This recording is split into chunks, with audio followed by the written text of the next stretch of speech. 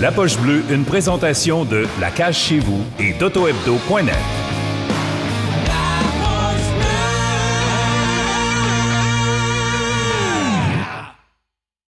Que vous me voyez, les boys. Oui, on te voit à l'envers. Salut, Vincent. Fais ton sel. Et Hein, voilà. comme ça, c'est correct? C'est super. Yes. Comment ça va, Vincent? Ça va bien, vous autres? Très Ça bien. va super. Merci d'être avec nous ce soir. Là, on est honorés. On est contents. Hey, ça me fait plaisir. Toi, t'es en Allemagne, là? Oui, je me couche tard. J'ai joué, moi, en Allemagne. J'étais là à Berlin, moi, en 1994, pendant le lockout. J'étais allé là. Fait que, Ah ouais, je me souviens. Ben oui. J'ai joué 11 matchs en Allemagne pour une équipe là-bas pendant le lockout. Fait que, C'était quoi la plus du grosse bon calibre, différence? j'étais très surpris. C'est quoi la plus grosse différence, tu trouvais, entre les deux calibres dans ces années-là? La grosse différence, honnêtement, c'était pas sur la patinoire, parce que le calibre m'a surpris, comme je t'ai dit. Moi, il y avait des anciens joueurs de la Ligue nationale. C'est vraiment l'atmosphère de la foule. Ouais. Il y a à peu près 5000 personnes, puis il y en a 4000 qui sont là avant que tu embarques dans le warm-up, qui crient puis qui chantent pendant le warm-up, puis qui sont là debout. Il n'y a pas de banc assis d'un côté de l'aréna, puis de l'autre côté de l'aréna, c'est des bancs assis, mais c'est vraiment incroyable. Ils chantent, il y a de l'atmosphère tout le temps, même s'il y a moins de monde. Ça dépend des buildings. Je ne sais pas comment c'est aujourd'hui, là, mais quand moi, j'étais allé en 94, il y avait des amphithéâtres de 5000, il y en avait d'autres de 12 000, mais c'était toutes des arénas un peu comme le junior au Québec. Ça serait-tu possible d'emmener cette atmosphère-là en Amérique du Nord, d'emmener ça dans les games du Canadien? C'est quasiment... Il y a trop de monde, 21 000 personnes. Ben, je ne sais pas, Max, ce qu'il en pense. Moi, je pense que ce serait difficile. C'est une question de... Je pense que ça vient du soccer. Les gens sont là. Exact. C'est un genre de... Tu sais, comme au football. Happening. C'est un happening. Ils sont là, ça chante. Les feux d'artifice dans la foule. Quand tu comptes un but, tout le monde crie ton nom de famille. Je ne sais pas si c'est encore dans le même. Oui, c'est pareil. C'est pareil, mais moi, j'entends juste mon nom de famille une fois par mois. Est-ce que on te voit souvent, Vincent, puis je suis content. Aujourd'hui, on voit un nouveau décor. Là. À tous les fois, je te vois à l'antichambre, il y a un nouveau décor quasiment en arrière. Là. Fait qu'aujourd'hui, on m'a dit c'est relax, la poche bleue. Fait que moi, j'ai mis mon coton ouaté. J'adore ça. Quasiment mon pyjama. Fait que je suis dans mon salon, dans mon C'est parfait. Puis je pense que tu bois un drink d'un des mentors ou d'un des idoles de pas mal de personnes qui nous écoutent. Là. Ben là, Guy Lafleur m'a envoyé, je sais que vous faites un gin, là. Ouais. J'ai hâte de goûter au vôtre, là. Mais Guy Lafleur m'a envoyé son gin parce qu'on l'a reçu à l'antichambre. Ouais. Il y a à peu près 2 semaines. Fait que je me suis fait un petit gin soda en honneur de Guy Lafleur. Puis je lui souhaite bon rétablissement. On sait qu'il y a eu des problèmes de santé, là. Fait que je pense à lui en faisant la poche bleue avec vous autres. On parle souvent de l'importance des anciens Canadiens, puis tout ça, puis l'exemple que vous êtes, que les autres anciens sont dans la société, puis tout ça. Un gars comme Guy Lafleur, je sais qu'il t'a aidé à un moment donné dans ta carrière. Peux-tu nous parler David Desharnais nous parlait il y a 2 semaines de la communication avec les anciens Canadiens, à quel point c'est important, puis l'impact d'un commentaire, d'un gars qui a gagné, qui sait comment gagner, à quel point c'est important dans ta vie. Oui, bien, pour arriver à l'anecdote de Guy Lafleur, il faut que je vous amène avant, au début de ma carrière. Moi, je jouais avec les Leafs de Toronto. J'ai été repêché par les Leafs, puis j'étais dans la dernière époque, les dernières années dans Roll Ballard, qui était un propriétaire bougon, qui était pas bien super fin, n'était pas bien présent. Puis moi, je voyais aucun ancien joueur des Leafs de Toronto, puis avec une équipe qui a autant d'histoire que le Canadien. Moins de Coupe Stanley, mais quand même beaucoup d'anciens joueurs. Je n'en voyais pas un. Quand je suis arrivé avec le Canadien de Montréal, c'était tout le contraire. Là, je voyais les Jean Béliveau, je voyais les Maurice Richard, Guy Lafleur, comme tu as dit. On avait des événements à la brasserie Molson avec Régent Hull. Et puis, à un moment donné, quand j'étais au début de 96, j'ai été nommé capitaine. Et là, le club n'allait pas bien. Moi, personnellement, ça n'allait pas bien. Et je ne suis pas, moi, un leader vocal. Quand j'ai été nommé capitaine, tu es nommé pour qu'est-ce que tu fais dans les pratiques, qu'est-ce que tu fais, le travail que tu donnes. Puis moi, j'étais plus du one-on-one avec les gars. J'essaie d'aider tout le monde pour que tout le monde se sente confortable, mais je n'étais pas le gars qui était porté à faire des speeches devant tout le monde. Puis là, le club n'allait pas bien, puis moi, je n'allais pas bien. Puis j'ai dit à Guy dans une des soirées à Molson, où on avait un genre de réception dans le temps des fêtes. J'ai demandé qu'est-ce que je devrais faire, Guy. J'ai dit là, je me sens pas bien personnellement pour dire aux gars que ça va pas puis quoi faire. Puis il m'avait donné un bon conseil. Il m'a dit, regarde, Vincent, si tu sens que tu as besoin de parler au gars, fais-les. Puis tu vas voir, ça va te faire du bien. Puis c'est ce que j'ai fait.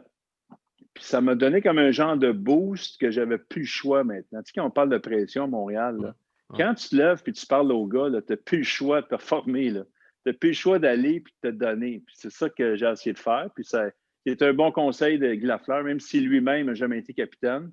C'est un gars qui se présentait à tous les matchs quand il était avec le Canadien. Puis on parlait de Raymond, à Raymond Bourque, puis il nous disait que être ailleurs qu'à Montréal, pour un jeune joueur québécois, c'est peut-être plus facile, à cause de la pression puis tout ça, ça l'aide à se développer. Puis c'est moins de pression finalement. Est-ce que toi, ça t'a aidé de commencer dans un marché comme Toronto puis d'arriver comme vétéran d'une certaine façon à Montréal? Oui, peut-être. Par contre, quand j'ai été repêché par Toronto, j'ai été le premier choix de l'histoire des Leafs francophones québécois qui avait été repêché en première ronde. Fait que la première question que les journalistes québécois m'ont posée, c'était: es-tu déçu d'aller à Toronto? Puis les journalistes de Toronto.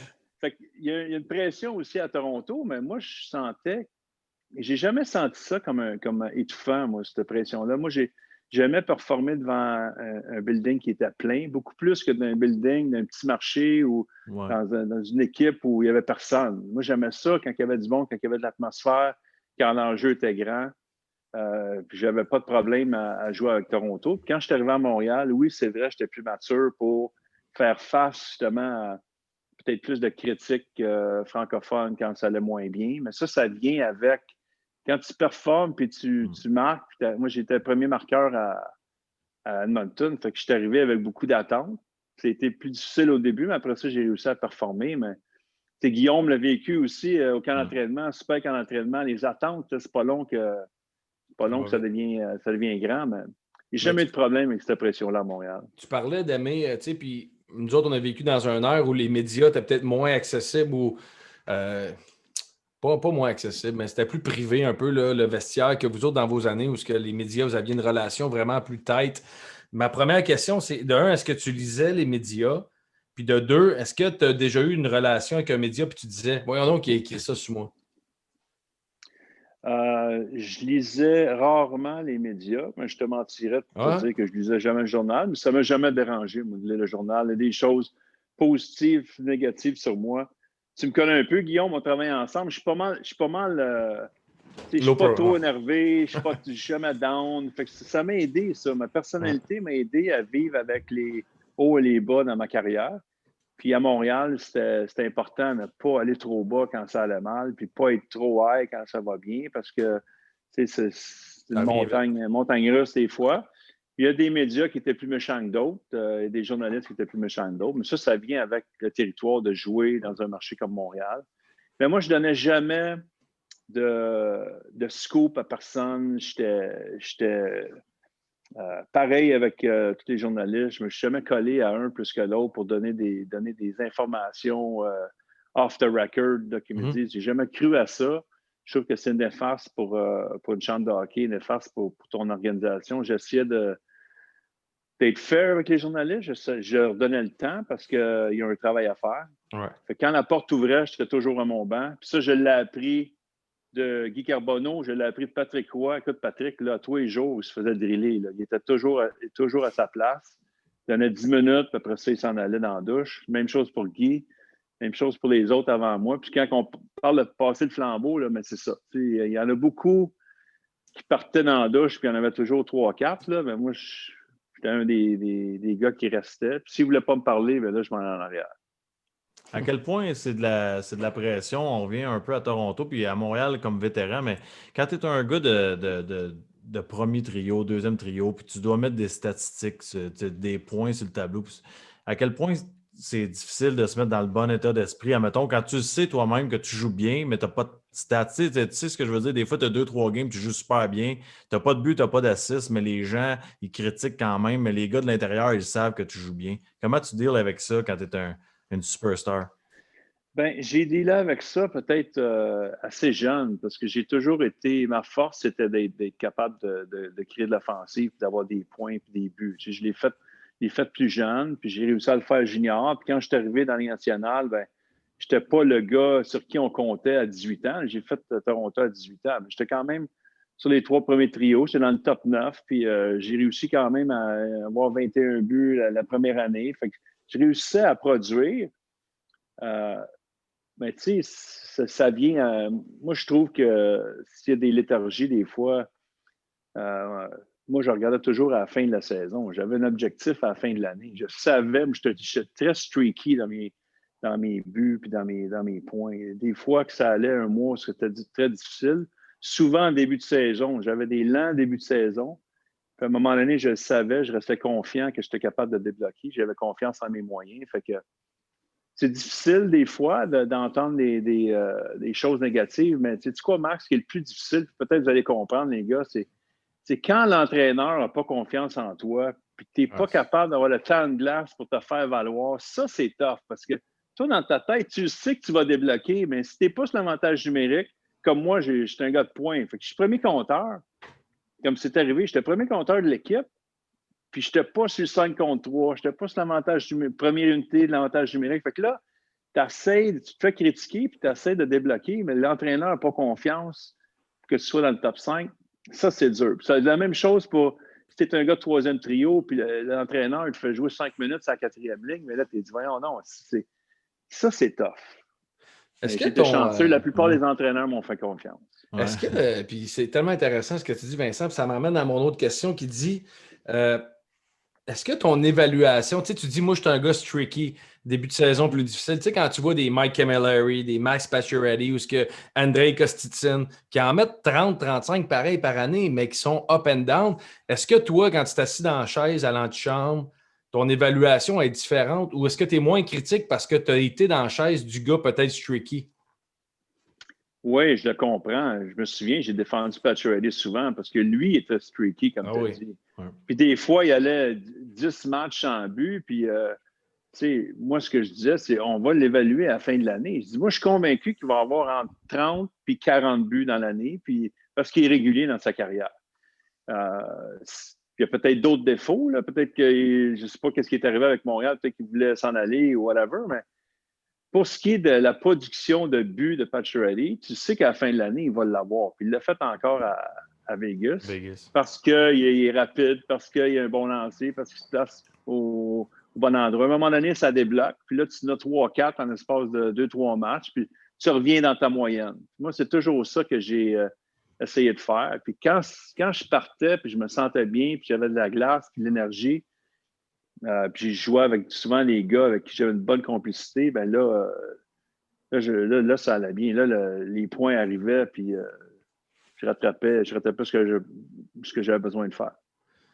C'est intéressant. Puis tu parlais tantôt du repêchage, premier Québécois en première ronde pour les Leafs de Toronto. À 22 ans, on trade dans un méga trade. Là, on se parlait cette semaine. Tu m'as nommé les gars. J'étais comme, regardons, c'est un méchant trade. Comment est-ce qu'on je sais que dans ce temps-là, c'était peut-être plus. Il y avait plus de gros trades, mais comment est-ce qu'on se retrouve, puis on repart la machine, puis on s'en va à Edmonton, puis on a des attentes, même si on a juste 22, tu étais extrêmement jeune. Oui, mais tu sais, on était à Toronto, on avait fini, il y avait 21 clubs quand j'ai été repêché, on avait fini 20e. La seule raison pourquoi est-ce qu'ils ont fait les séries éliminatoires, c'est parce qu'ils étaient dans la division où ce que Détroit avait moins de points que les Leafs. Fait qu'ils se retrouvaient en séries éliminatoires, mais ils étaient 20e. Fait que là, je me suis retrouvé dans un club qui avait beaucoup de trous, beaucoup de jeunes. Puis il y a eu un changement à ma 4e année de directeur général, de coach, de philosophie, de propriétaire. Puis le nouveau directeur général, lui, ce qu'il voulait, c'est gagner le plus rapidement possible. Fait que là, il a pris tous ces jeunes, puis il a regardé, moi, j'ai besoin d'un gardien de but, j'ai besoin d'un attaquant, j'ai besoin de gagner. Fait qu'il a regardé Edmonton. À Edmonton, là, il y avait 7 gars qui cherchaient des contrats, puis il n'y avait pas d'arbitrage dans ce temps-là. Là. Si tu n'avais pas ce que tu voulais, il y a une façon de mettre de la pression au club, c'est de rester chez vous. Il y avait 7 gars qui étaient chez eux. Ah ouais? Donc, il y avait Mark Messier, il y avait Glenn Anderson, il y avait Book Boom, il y avait Glenn Anderson, il y avait Coffey, nomme-les, ils étaient tous chez eux, puis ils attendaient des nouveaux contrats. Fait que Slater, lui, il n'avait pas de l'argent pour tout le monde. Fait que lui, il s'est dit, il changeait des vétérans, il aller chercher des jeunes. Puis moi, j'étais le plus vieux de la gang de jeunes de Toronto à 22 ans, avec Scott Thornton, qui a joué quand même une quinzaine d'années. Ah ouais. Luke Richardson, qui est maintenant assistant entraîneur pour le Canadien de Montréal et défenseur, qui a joué une quinzaine d'années. puis un jeune gardien de but qui n'a jamais fait carrière, Peter Ring. Puis à Toronto, ils ont eu Grant Fuhr, Glenn Anderson, puis Craig Berube, qui est le coach maintenant des Blues de Saint-Louis. Fait qu'il y a un gros trade. Tous des jeunes qui partaient pour Edmonton. Moi, je me souviens, comme c'était hier, je me suis retrouvé dans l'hôtel à côté du building. C'était une nouvelle vie qui partait. C'est la première fois de ma vie que j'étais échangé. Fait que c'était gros, là. C'était gros. Je partais loin de chez nous. Tu sais, Toronto, au moins, c'était à 5 heures de chez mes parents. Fait que ils me voyaient souvent quand même. Puis on parle d'échange, Vincent. Tu es dans des gros marchés de hockey canadiens, Toronto, Montréal, Edmonton. Ouais. Puis là, à un moment donné, tu te ramasses en Californie, à San Jose. Ouais. J'ai après le circuit canadien. Les gros marchés. Ouais, c'est ça. J'ai fait ma tournée canadienne. Là, je joue pour le Canadien, puis j'adore ça. Vous savez, c'est quoi, là? Je joue pour le Canadien. J'étais chez nous.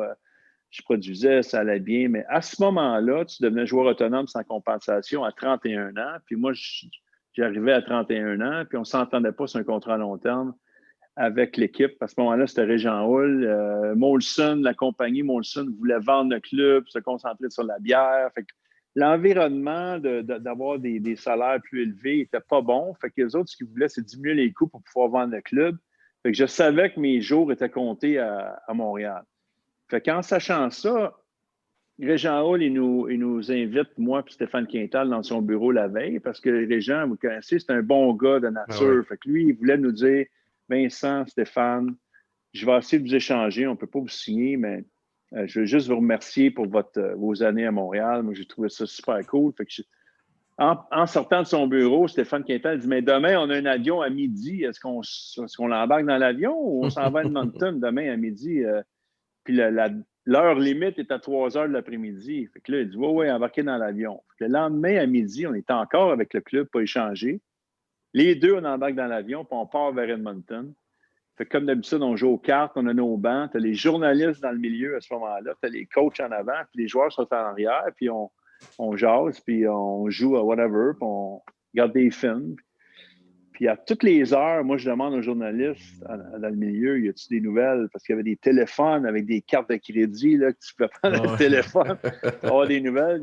À 1 heure, pas de nouvelles. 2 heures, pas de nouvelles. 2 heures et demie. Puis là, à 3 heures moins 5, je vois Gaétan Lefebvre, le gars de trainer médical. Là. Ouais.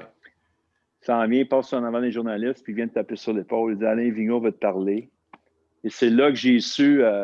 dans l'avion que j'avais été échangé à San Jose. Fait que je suis arrivé 1 autre 2 heures avec l'équipe en train de jouer aux cartes, mais j'étais avec les Sharks de San Jose. J'ai atterri Edmonton. Je suis reparti à Montréal tout seul avec l'équipage parce que San Jose jouait à Toronto le lendemain. Fait que moi, il fallait que je retourne dans l'Est. Puis j'ai adoré, pour faire une histoire courte, les gars, là, c'était 5 ans fantastiques parce que je me suis retrouvé, je parlais tantôt d'un entraîneur ou quand tu sens plus que tu fites, là, puis qu'ils veulent plus t'avoir, puis tu t'en vas ailleurs, des fois, c'est la meilleure chose. Je voulais rester à Montréal, j'ai été très déçu de partir, mais quand je suis arrivé là, Doug Wilson, Darryl Sutter, le coach, il m'a fait jouer. Je me sentais apprécié là-bas. J'ai eu 5 belles années. Jouer au soleil, c'est sûr que c'est différent, mais tu sais, quand je suis au Québec, la neige, moi, j'aime ça l'hiver. Là. Je skie, j'adore ça. Mais quand tu joues au hockey, tu ne peux pas en profiter. Tu ne peux pas faire du ski. Tu peux pas. Fait que quand tu sors dehors, puis tu es capable d'aller jouer 9 trous de golf, puis tu es capable de faire d'autres choses, puis d'avoir 20 degrés dehors, c'est vraiment incroyable. Ouais. J'ai vraiment apprécié ça de 31 à 36 ans. C'était des années fantastiques dans une très bonne organisation avec des buildings. San Jose, c'est plein tout le temps. C'est 18 000 personnes dans tous les matchs. Fait que, belle organisation. À quel point c'est difficile d'affronter tes anciennes équipes? Tu sais, moi, je me rappellerai toujours le jour que j'ai joué à Montréal pour la première fois dans l'uniforme des Ducks d'Anaheim. Je trouvais que c'était vraiment un mauvais feeling, admettons. Là. Surtout quand tu reviens, puis c'est la première fois que Sakou Koivu revient en même temps que toi, puis ben, c'est ça. Allô, Maxime? Regarde, on a tout été échangés. Je te dirais, moi, j'ai toujours essayé de de récompenser l'équipe qui est venue me chercher. Tu sais, j'ai toujours eu cette fierté-là d'essayer de prouver qu'il avait fait une bonne échange. Tu sais, à chaque fois que j'avais été échangé, j'ai joué contre mon ancien club, j'étais prêt. C'était pas un match ordinaire pour moi. Chaque fois que je joue contre Toronto, que je jouais contre Edmonton, que je jouais contre Montréal, c'était jamais des matchs ordinaires. Puis c'était comme ça pour moi. Est-ce qu'il y a des marchés, après ça, je veux qu'on tombe dans le Canadien. On a trop d'affaires à parler du Canadien, ton expérience avec le CH.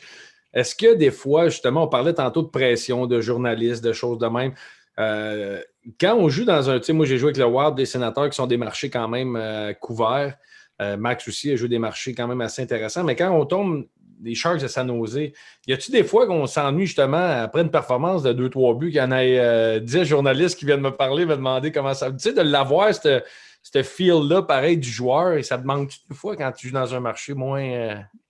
Bon, non, je te dirais que la plus grosse différence dans l'Ouest, puis Max, tu vas être probablement d'accord avec moi, ce qui est le plus difficile, c'est que tu es un peu oublié parce que tes matchs commencent à 10h30 le soir pour les gens de l'Est. Fait que mes parents, des fois, regardaient la première période, ils pouvaient aller se coucher. Personne n'est au courant de ce qui est arrivé avec les matchs de Los Angeles, de San Jose, d'Anaheim. Là. Oublie ça, là, tout le monde dort, puis il n'y a personne qui suit ça. Fait qu'il y a beaucoup de joueurs dans l'Ouest, selon moi, là, pour la gang, là, les partisans de Montréal, les partisans de Toronto, tout ça qui aiment beaucoup le hockey, ils ne connaissent pas vraiment les joueurs qui jouent dans l'Ouest. Non, Le gros avantage de jouer dans l'Ouest pour un joueur, c'est que moi, j'aimais ça, regarder des matchs, puis fait que tu es en train de taper ton hockey à 4 heures pour boire ton café, puis là, la soirée du Canada, soirée du hockey commence, tu as Hockey Night in Canada qui commence, tu as Toronto, tu as 4-5 TV, 4-5 matchs, puis là, toi, tu es en train de préparer ta game. Fait que tous les matchs dans l'Est commencent. C'est le fun, tu regardes des matchs de hockey, toi, comme joueur, tu es bien plus au courant de ce qui se passe que les joueurs dans l'Est, parce que tu suis toutes les games. D'accord. C'est ça la différence. Puis je suis d'accord avec Vincent, Guillaume, parce que quand je suis arrivé à Vancouver, honnêtement, les Sedins, je savais, c'est sûr, là, que c'est des bons joueurs de hockey, mais je ne réalisais pas à quel point ils sont bons. Quand j'ai commencé à pratiquer avec eux autres, puis jouer, puis tout ça, j'ai dit, tabarouette, on ne voit pas les équipes de l'Ouest. J'étais un jeune joueur quand même, je jouais à Montréal. J'ai réalisé qu'il y avait des joueurs dans l'Ouest qui sont sous-estimés, puis sont complètement pas dans les médias, puis tout ça, justement, comme Vincent dit, à cause de l'heure. Puis je continue là-dessus. Je me rappelle des Sedins, tous les games avec leur café sur le divan à Vancouver, qui regardaient les games du Canadien avant que nous autres, on embarque pour le programme double. Je trouvais ça incroyable. C'est un autre mentalité. Vous autres, vous pognez tout le temps les legs. Il n'était pas trop stressé. Non, vraiment pas. En tout cas, il n'y avait pas l'air. Non, mais c'est ça. C'est drôle que tu parles de ces gars-là parce que il y a beaucoup une perception que ces gars-là étaient soft, qu'ils n'ont jamais gagné parce qu'ils étaient capables de se faire intimider. C'est drôle. Là, tu parles d'eux autres, là, mais la perception que moi j'avais jouant dans. Je ne connaissais pas ces gars-là. C'est à force. Tu joues une fois par année contre eux autres, 2 fois par année. Tu n'as pas vraiment. Tu n'as pas vraiment le feeling de quand tu le vois tous les jours, les équipes qui sont dans ta division. C'est qui le gars dans ta carrière qui t'a le plus impressionné comme joueur? Puis c'est qui le meilleur mentor que tu as eu dans ta carrière? Je te dirais, le gars qui m'a le plus impressionné, c'est Raymond Bourque, le joueur le plus difficile à jouer contre, le leader incontesté des Bruins. Dans mes années, grosse rivalité contre les Bruins de Boston.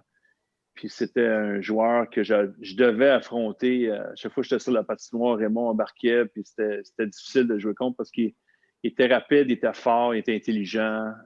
Il avait beaucoup de souffle. Il pouvait faire un chiffre d'1 minute et demie, puis il n'était pas capable de battre ce gars-là. Vraiment, il produisait aussi pour son équipe. Fait qu'en fait, joueur de hockey, meilleur joueur comme défenseur, c'était lui. Meilleur joueur d'attaque, pour moi, c'était Mario Lemieux. J'ai eu la chance de jouer avec Mario dans le junior. Ma première année junior à Laval, c'était sa dernière.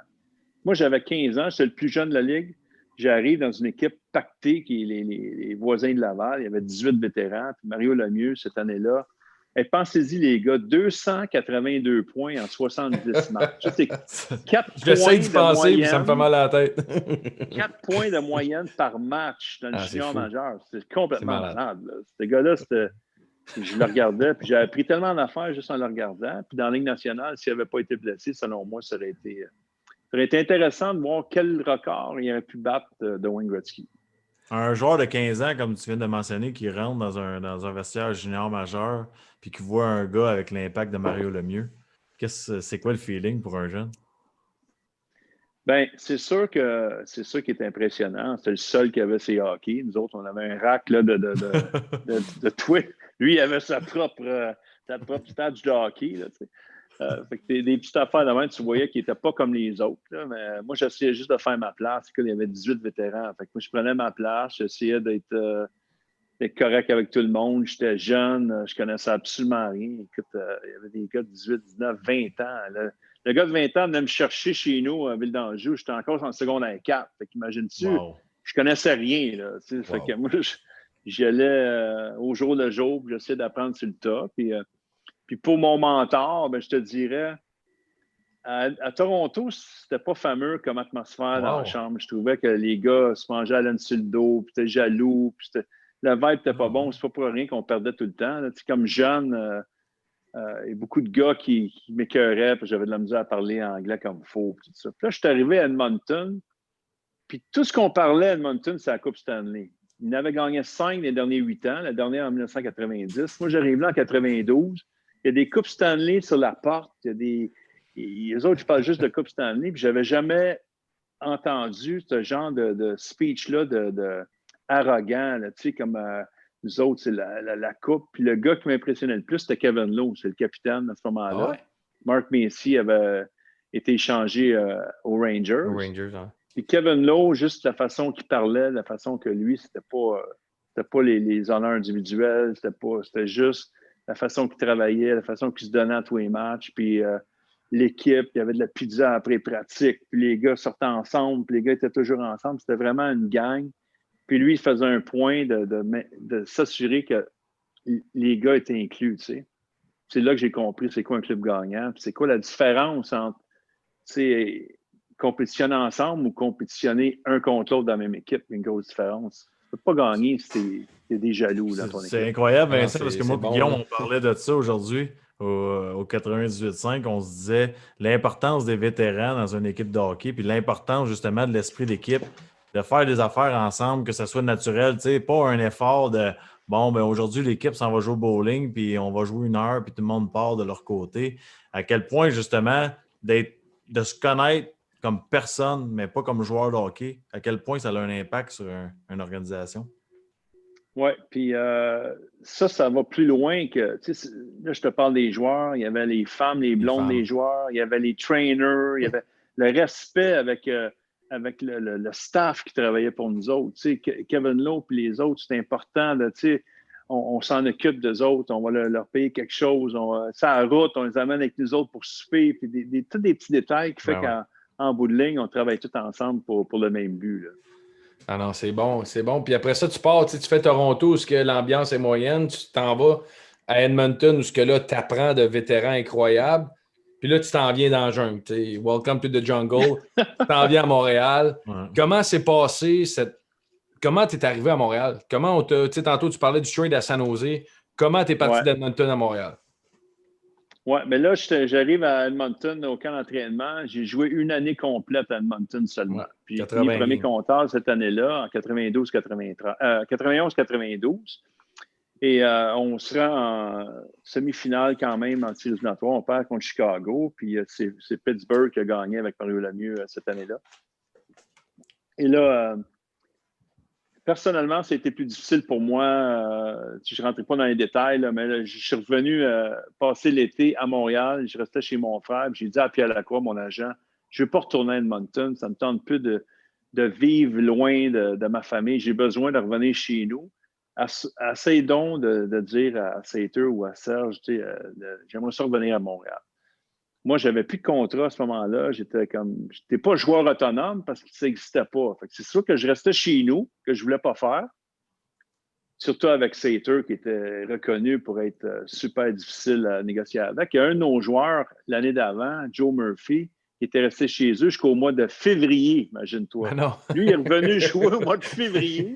Il a joué comme 15 matchs, puis c'est éliminatoire. Fait que super difficile de négocier avec. Moi, je voulais pas ça. Fait que Pierre, il a parlé à Sater. Je ne sais pas ce qu'il a dit, là, mais finalement, j'étais avec mon frère. Il y avait un bureau de dentistologiste à Ville d'Anjou, puis j'étais avec lui. Je reçois un coup de téléphone, c'est Pierre Lacroix, puis qui me dit que j'ai été échangé à Montréal. Après ça, j'ai parlé à Serge. Les gros high-five dans le bureau de mon frère. Laisse faire la pression de Montréal. J'étais tellement content de revenir chez nous. Porter ce chandail-là. Moi, j'étais un gars de Montréal. Moi, j'ai été élevé en regardant le Canadien. C'était tout un honneur pour moi. Puis je n'étais pas inquiet. J'étais dans mes bonnes années. J'avais 24 ans, 23, 24 ans. Je viens de finir premier compteur à Toronto, premier compteur à Edmonton. Je savais qu'il y avait beaucoup d'attentes, mais j'étais prêt à ça. Je voulais, c'est ce que je voulais, revenir à Montréal. Justement, premier compteur à Toronto, premier compteur à Edmonton, premier compteur à Montréal. Ça ne doit pas s'être vu souvent, ça, dans le milieu de la Ligue nationale. Là. Puis il y a un gars qui est tradé pareil. Seul. C'est ça, hein? Je suis seul parce que d'habitude, ton premier compteur, tu ne l'échanges pas. Là. C'est ça. Je me pose des questions à l'extérieur de la glace. Mais... non. Écoute, à Toronto, je vous l'ai expliqué, c'était une situation... exceptionnelle. L'expérience. J'ai été échangé. À Edmonton, j'ai été échangé, même si j'avais fini premier marqueur. Écoute, j'étais content de partir de là, même si l'organisation m'a appris beaucoup. Là. Je ne voulais pas vivre dans l'Ouest canadien. Ça ne fitait pas pour moi. J'étais content de revenir chez nous. Puis là, avec le Canadien. Ma première année avec le Canadien, 92-93, c'est l'année qu'on a gagné la Coupe. C'est ma plus belle année de ma carrière. Vincent, quand je regarde un joueur comme toi, on dirait que vous êtes toujours sous contrôle, les émotions, c'est parfait, les statistiques, c'est parfait, des leaders, des gars qui gagnent, tout ça. Y a-t-il un moment dans ta carrière que tu t'es surpris, que tu as dit « Wow, je viens de faire quelque chose, puis là, je suis étonné de moi-même. » Je te dirais que c'est quand on a gagné la Coupe Stanley. Il y a deux moments, dans le fond, qui m'ont... Parce que quand j'ai représenté le Canada en 96, ça c'était après la Coupe. J'ai commencé avec la Coupe. En 93, on gagne la Coupe Stanley, puis tout le monde saute sa patinoire. Puis juste de se souvenir de tout ce que tu as passé, tout ce que tu as vécu. Mes parents sont dans les estrades, mon frère est là, ma famille, mon oncle. Tout le monde se retrouve dans le champ de hockey après pour célébrer. J'ai comme un moment où j'ai dit, bon, ça se peut-tu qu'on soit comme... J'ai gagné la Coupe Stanley. Là. Moi, je me vois toujours comme un petit gars qui joue dans la rue, puis on dirait que c'est pas réel. Puis quand on était en play-off, on était à l'hôtel, on était tout le temps ensemble en équipe. On ne voyait pas vraiment ce qui se passait à l'extérieur, mais l'impact qu'on a sur l'ensemble de la population qui suit le Canadien, c'est capoté. Là. Puis c'est pour ça que quand on a fait la parade après, puis il y avait du monde partout en avant, partout en arrière, c'est là que ça n'a pas d'allure que je fais partie de ça. Ouais. Moi, c'était un moment où j'ai dit « Wow! » tu sais, je me suis surpris à dire en moi-même que c'est quand même incroyable que j'ai réussi à faire la Ligue nationale, jouer pour le Canadien, gagner la Coupe Stanley. Fait que c'était assez incroyable, là, ce feeling-là. Puis en 96, j'ai eu la chance de représenter le Canada pour la première fois de ma vie parce qu'à 18 ans, j'étais à Toronto. Puis j'ai jamais joué pour le championnat junior canadien, pour l'équipe du Canada, parce que j'étais à Toronto à ce moment-là. Glenn Sater était coach, il me fait confiance, puis je joue premier match à Vancouver, championnat du monde, on jouait 4 matchs aux États-Unis, 4 matchs au Canada, puis avec, je pense, 8 pays qui jouaient dans ce tournoi-là. Puis dans les estrades, il y avait Théorène Fleury, puis il y avait Steve Yzerman. Puis moi, j'ai été choisi pour jouer sur la glace. J'étais sur la glace avec Wayne Gretzky. Je suis allé lié gauche à Wayne Gretzky. Je dis, ouais, non, qu'est-ce qui se passe? Pincez-moi quelqu'un, là, tu sais. Mais c'est comme si j'avais le syndrome de l'imposteur, que je n'avais pas d'affaires là, mais j'ai quand même bien performé. C'est la première fois que je représentais mon pays. Ça a super bien été. On a perdu en finale. Mais, tu sais, des fois, tu te surprends à être dans des moments où tu ne penses pas que tu es capable de performer, mais ça a super bien été. Un gars comme Wayne Gretzky, ça dit quoi à Vincent D'Anfous quand il regarde les trios avec lui? Put your stick on the ice. C'est drôle. Ma première expérience avec Wayne Gretzky, c'était à Partie d'étoiles en 1991. Okay? J'ai 22 ans. Je suis le seul représentant des livres de Toronto. On joue au Chicago Stadium. Puis ma famille est là. Puis là, le bruit, c'était dans le temps de la guerre du Koweït. Puis là, on n'était pas sûr si on allait jouer. L'aide nationale, les drapeaux américains partout. C'était fou. Là, le match commence. Puis là, j'ai 1 but, 2 buts, 3 buts, 4 buts. Là, j'étais en 3e période. J'ai 4 buts. Puis là, je me vois gagner le char, cette affaire-là, moi, en fin de la game. Puis là, je joue pas sur la ligne avec Gretzky, mais Gretzky, il regarde, là, j'égalise le record de Gretzky, puis le mieux de 4 buts d'une partie d'étoiles. Puis là, il regarde Muckler, qui est le coach, puis il dit « Throw the kid with me ». Puis là, il me dit « Garde ton hockey sur la glace ». Ah oui? Fait que moi, j'embarque à la fin de la game pour mon 5e but. Il me cherchait partout pour essayer de me feeder pour que j'aie un 5e pour battre son propre record. Fait que ça te donne une idée Ben comment voyons il donc. était, La là. qualité de l'individu est assez Ah ouais, c'est ça. exceptionnelle. là. Fait que là, c'était vraiment cool. Fait que j'ai gagné le char à Chicago en 91. Qu'est-ce que tu as fait avec le char? Et boy, ça a pris 6 mois. J'ai gagné un Dodge Shadow convertible. OK. Puis après 6 mois, il est arrivé au concessionnaire. Puis j'ai dit au concessionnaire, peux-tu l'acheter? Puis il me l'a acheté. C'est même ça. J'ai pris le cash. Tu prends l'œuf ou l'enveloppe, tu as pris l'enveloppe. J'adore Ben ça. là. Ouais, c'est ça. Puis quand on gagne une coupe, on revient après ça à Montréal, tu gagnes la coupe, est-ce qu'on se... On ne l'a pas gagné, nous autres. Est-ce qu'on se dit, je vais la regagner? Est-ce qu'il y a ce feeling-là, à quelque part, qu'on est jeune et naïf un peu, que tu dis, je vis tout ça, je vais la regagner, dans un sens? Oui, tu te dis, je vais avoir l'opportunité de vivre ça encore. Écoute, moi, j'avais vécu la semi-finale l'année d'avant, gagné la Coupe Stanley l'année suivante, puis jusqu'à ma dernière année, jusqu'en 2004, je me suis pas retrouvé dans une situation de semi-finale. Ça te donne une idée comment c'est difficile, là. Fait que, oui, quand tu es plus jeune, tu as tendance à moins peut-être penser à ces choses-là. Moi, je l'ai gagné, j'avais 24 ans, mais je peux te dire que j'ai célébré en masse. En tout cas, je ne me suis pas gêné pour avoir du fun. On a eu des beaux parties, on a célébré. C'était des moments assez incroyables. Là. Puis, je l'ai juste gagné une, mais comme tu dis, il y en a beaucoup qui n'en gagnent pas. J'ai été privilégié de jouer dans une bonne équipe, avec un bon coach, avec Jacques Demers. Serge Chabot a fait des bonnes transactions. Puis Serge, tu parles de gars calme, posé. Puis on avait gagné les 2 premiers matchs en série contre Québec. Puis lui, super calme. Moi, ça m'a aidé beaucoup là, parce que je n'avais pas performé les 2 premiers matchs. Puis il m'a dit, fais-toi-en pas, Vincent. C'est pas de négatif, zéro. Puis j'ai appris beaucoup de cette année-là avec Serge, avec Jacques. Avec mais les justement, bons ça représente quoi? ça représente quoi? Genre, on connaît la situation aujourd'hui. Là. Ça représente quoi, Jacques Demers, pour tous les anciens de cette année-là? On a entendu là, les 25 ans de votre victoire, que Jacques est venu.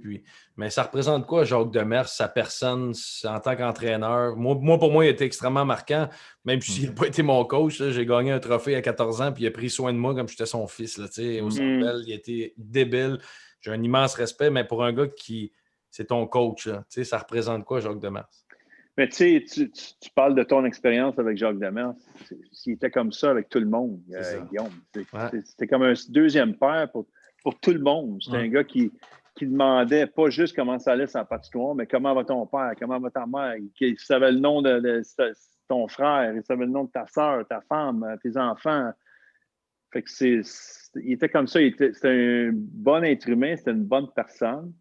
Puis même si des fois il était exigeant comme entraîneur, il était tout le temps respectueux. Je pense que c'est la nouvelle tendance des entraîneurs. Il faut que tu sois capable de respecter les kids. Parce qu'on est quand même des jeunes. Là. J'ai commencé à 18 ans. Même si tu es un joueur professionnel, c'est une figure qui a le pouvoir pas mal de faire ce qu'il veut avec toi. S'il ne veut pas te faire jouer, s'il veut te faire chier, s'il veut te... il y en a des coachs qui ne sont pas fins, là. Puis Jacques Demers, lui, c'était une bonne personne. Puis l'exemple le plus marquant de ça, là, c'est que pour avoir ton nom sur la Coupe Stanley, il faut que tu aies joué la moitié des matchs en saison régulière ou un match en finale. Donald Dufresne était avec nous autres pendant toute la saison. Okay? Ça, c'est un défenseur. Il y a bien du monde qui ne sait probablement pas c'est qui Donald Dufresne, mais c'est notre 7e, 8e défenseur. il avait joué comme 38 matchs pendant la saison régulière, puis il n'avait pas joué un match jusqu'à le dernier match en finale. Jacques Demers a décidé de l'habiller, puis de mettre Kevin Harlan dans les estrades. Puis quand tu regardes le trophée aujourd'hui, ben, le nom de Donald Dufresne est sur la Coupe Stanley parce qu'il a pensé à ça, lui.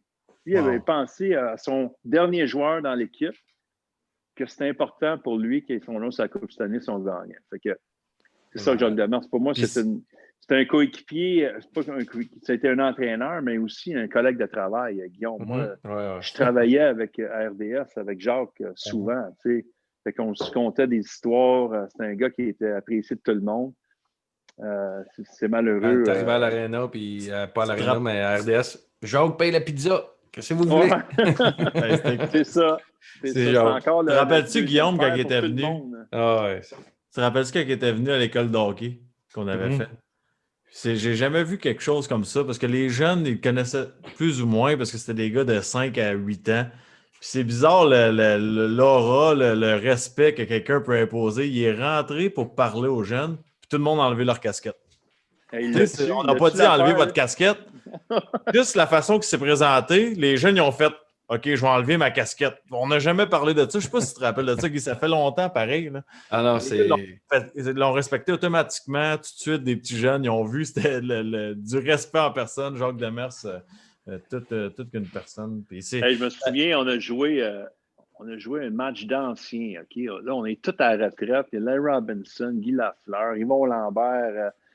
Stéphane Richer, moi, on représente le Canadien, on est au building des Nordiques, moi, je compte les anciens Nordiques. C'est supposé d'être un match amical, mais tu as Jacques Demers comme coach, tu as Michel Bergeron. C'est bon, oublie ça. Là, on se fait laver en première période, c'est 5-1 pour les Nordiques. Jacques Demers, il rentre entre la première et la deuxième, là, puis c'est Jacques Demers, des speech que quand j'étais là en 93, là, il est rentré, là, il t'a fait un article de speech, puis il m'a regardé, il dit Vincent, là, tabarnak, c'est pas vrai qu'on va se fier sur Guy Lafleur et Robinson. Ils ont 60 ans, let's go. Donne-moi ça, tabarnak. J'avais des fusées d'un patin ainsi qu'en deuxième période. Mais c'était ça, Jacques Demers. Il était capable. Les meilleurs speeches de coach, c'est Jacques Demers qui le faisait. On demande souvent aux joueurs, puis je pense que tu as eu un impact sur bien des gars par ta prestance, ta personnalité, Vincent. Puis tantôt, tu parlais de gars qui t'ont peut-être influencé, des mentors. Tu parlais de Kevin Lowe. Qui tu dirais, moi, Vincent D'Anfous, j'ai peut-être été le mentor de ce gars-là?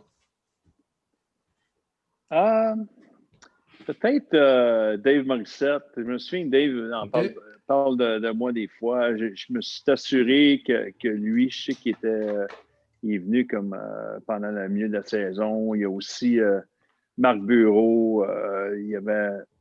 Moi, j'appréciais beaucoup Marc Bureau. Dave Morissette, même chose. Je voulais qu'il se sente bien. C'est un gars, tu voyais, qui était comme un peu perdu. Là. Il ne savait pas trop où aller. Je disais, hey Dave, qu'est-ce que tu as besoin? Puis il regardait des hockey, puis ça. Es-tu correct? Si tu as besoin de quelque chose. Moi, je voulais m'assurer que les gars, quand ils arrivaient, qu'ils étaient confortables. Parce que des fois, tu sais pas, là. Tu fais caller up des mineurs, puis tu n'as aucune idée, là. Je voulais que les gars soient confortables pour qu'ils soient capables de performer sa patinoire, puis qu'il n'y ait pas de choses dans tes deux oreilles, tu sais. Puis Marc Bureau, ben lui, c'était plus au niveau de. Moi, je l'aimais, Marc, comme individu. J'aimais Marc comme joueur de hockey. Puis je voulais que Mario, comme coach, il en donne plus. Tu sais, c'était le centre du quatrième trio, mais à 4 contre 5, il se mettait devant les rondelles, il se pitchait partout, gagnait des face-offs. Puis je me souviens que je lui avais parlé aussi pour son histoire de contrat. Il négociait avec le Canadien, puis c'était difficile. Puis je dis, Marc, je te le dis, il y a des équipes qui vont être intéressées à toi. Tu as 20 buts, tu es joueur défensif, tu bloques des shots, tu es capable de jouer physique. Puis j'y avais dit, j'avais comme donné confiance d'attendre, puis de tester le marché de joueurs autonomes. Puis il y avait un contrat de 3 ans à Philadelphie, je m'en souviendrai toujours, quand il avait signé, c'était comme le double de ce qu'il pensait peut-être avoir à Montréal. Fait que des fois, c'est plate de partir, c'est plate d'en aller, mais tu as une chance dans ta carrière, des fois, d'être joueur autonome, puis pouvoir négocier ce que tu peux avoir avec tout le monde. C'est tellement vrai, puis ça démontre dans la réalité d'aujourd'hui, puis c'est important. Puis le monde, des fois, ils sont émotifs, puis ils ne comprennent pas quand tu es dans le game, que cette opportunité-là arrive peut-être une fois. C'est la chance d'une vie de le faire. On aime le Canadien, on aime Montréal, on aime, mais des fois, c'est plus loin, c'est plus que ça. Puis c'est plate, mais ça fait partie de la réalité quand même. C'est parce que c'est notre carrière, Guy. Puis souvent, ce qu'on oublie dans le calcul, c'est que ça dure 10 ans. Puis il y en a que c'est beaucoup moins. Là, mais C'est chanceux. C'est ça. Ton salaire, tu le fais sur. C'est quoi la moyenne? Je pense que c'est 2,5 années dans ce coin-là. C'est ça. Oui, l'important, parce que tu parles de pression. Une des pressions qui est souvent là quand tu négocies ton contrat, c'est que ta famille, tes amis, ils ne comprennent pas pourquoi tu ne signes pas ça. C'est incroyable. C'est comme eux autres, première offre. Faut que tu comprennes quand tu arrives dans la négociation où tu te situes. Oui, c'est le fun d'avoir un agent, puis c'est important d'avoir un agent pour te guider, mais il faut aussi que tu fasses tes propres recherches pour savoir où tu te situes dans le rapport de force avec l'équipe avec qui tu négocies. Parce que si tu n'as aucune idée, ils vont te manger tout rond, c'est sûr. C'est là que les émotions embarquent, puis oui. Mais si tu sais qu'il y a un marché pour toi, tu es capable d'aller te vendre ailleurs, ben peut-être t'es mieux d'attendre. Ça, c'est la game plus... ça, c'est mon côté plus business. Ben justement, tu en parles du côté business. Avant de passer à la dernière question, la petite vite, tu as une carrière débile, exceptionnelle. On peut penser au Hall of Fame, on peut penser à plein de choses pour toi. Tu étais Canadien, capitaine du Canadien, tu as gagné la Coupe à Montréal, tu as joué dans des gros marchés canadiens. Ton nom revient souvent, président du Canadien. Marc fait une bonne job en ce moment, puis on n'est pas en train de tasser personne, puis c'est pas ça le but. Mais on souhaite quoi à Vincent D'Anfous? Tu es à la TV, tu as tout. On souhaite quoi à Vincent D'Anfous? Moi, je suis heureux en ce moment. J'ai 3 enfants, 3 garçons assez jeunes encore. C'est la fête d'ailleurs de mon deuxième. Il a 13 ans aujourd'hui. J'ai mon plus vieux qui a 15 ans, puis je n'ai un de 5 ans. Fait que je suis occupé pas mal, je suis en garde partagée. Guillaume, on se parle souvent de personnel, des fois on se comprend. Là. Fait que moi, le temps que j'ai avec mes enfants, c'est super important. J'essaie d'être là le plus possible. J'adore ce que je fais avec RDS. J'ai une business, le Scandinave, depuis maintenant 20 ans qu'on a ouvert le Scandinave à Tremblant. On a maintenant un dans le Vieux-Montréal, un à Whistler. On parle d'en ouvrir un autre à Calgary. Fait que moi, le temps que j'ai du côté affaires, c'est avec mes partenaires depuis 20 ans avec le Scandinave.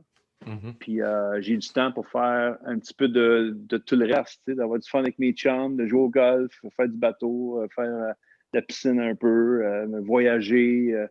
Fait que moi, t'as pas besoin de me souhaiter rien. Je suis un homme heureux pas mal. Il est bien, là. Tout va bien. Juste pour en parler un peu, puisque je pense que c'est important, c'est venu comment l'idée du Scandinave, justement? Ben, j'ai eu des opportunités d'affaires. Écoute, ça faisait 10 ans que j'étais dans la Ligue nationale. Puis là, moi, je me bâtissais une maison dans le Mont-Tremblant. Puis j'ai eu un appel d'un de mes chums qui me dit un projet qu'on fait et on aimerait ça t'en parler. Puis je connaissais pas ce produit-là. Mais je commençais à penser à mon après-carrière rendu à 28, 29 ans. Qu'est-ce que je vais faire plus tard? Puis là, je me bâtissais une maison à Tremblant. Puis il y avait un projet à 2 km de chez nous qui me demandait un certain investissement financier, mais pas de temps, puis de faire confiance aux gens avec qui j'étais. Fait que c'est ça la clé. Quand tu veux te lancer en affaires, il faut vraiment que tu aies confiance aux gens avec qui tu t'associes. Si tu n'es pas là.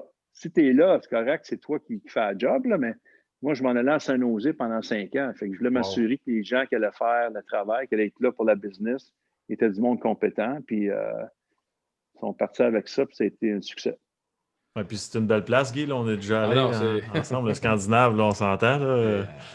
C'est ouvert. Fait que c'est là que, Vincent, c'est là que je vais quand j'ai besoin d'un break de Guillaume. Tu sais, mettons, là, qui me tape ses nerfs. Là. Ouais, mais vous pouvez y aller ensemble, vous n'avez pas le droit de parler. Fait que regardez chacun votre bord. C'est ça notre problème, c'est qu'Astor ne veut plus me voir en maillot. Alors, on va passer au segment, Vincent. Après ça, on te laisse aller. La petite vite. C'est 2 questions bien simples. Ton foursome de rêve, Vincent D'Anfous, qui a vécu à peu près tout ce qu'on peut vouloir vivre comme joueur de hockey, son foursome de rêve, ça serait quoi? Ben, j'ai parlé de Raymond Bourque tantôt. Fait que j'irai avec Raymond. J'ai jamais joué au golf avec. On avait le même agent plus jeune. Ah ouais? Pas le même agent, mais on jouait dans le même club de golf à Rosemère, mais on n'a jamais joué ensemble parce qu'on n'avait pas la même gang. Jerry Frappier, qui était le président de l'RDH, j'ai la chance de jouer avec de temps en temps, mais j'apprécie beaucoup. Puis pourquoi pas toi, Guillaume? On est dû pour jouer au golf ensemble, non? J'aime ça, Ça, Vincent. ça te donne une chance, ça te j'aime donne une ça. chance de gagner aussi. C'est pas pire. Ça. C'est ça, d'après moi, je vais faire de l'argent pour jouer contre Jerry après. Moi, Guillaume, je suis plus Ouais. fixé sur le point. Il faudrait organiser un match de golf. Vincent D'Anfous, Raymond Bourque. Là. Parle de la poche bleue. Ouais, mais ça. Ah, ça serait carré. Moi, je veux, là. Je suis pas sûr que Raymond est disponible. On va, c'est pas. Je suis sûr que On va oui. là, Me le mais que la dirai. COVID soit fini, on s'en va à Boston. Ok, c'est On bon. va l'affronter Wow. sur son terrain. Ouais, c'est ça. On lui Ouais, donne beau. les chances. Ah, ouais.